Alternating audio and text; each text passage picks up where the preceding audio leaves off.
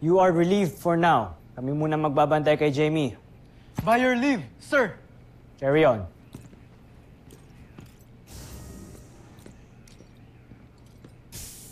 Guys, malapit na sila Big Bird. Makikilala natin si Judy. Grabe, I'm so happy for Big Bird. Gustong-gusto ko na makilala yung girlfriend niya.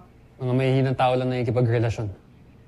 Kaya lang sila pumapasok doon kasi naghahanap ng validation. Wow, Mark. Bakit ni minsan nagka-girlfriend ka na ba? Hindi ko kailangan yan. Some point, magbe-birthday naman kayo eh. It's either ikaw ang mangiiwan or ikaw ang iiwanan.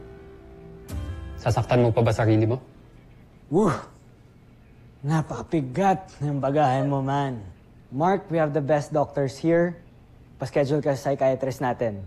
Samahan pa kita if you want.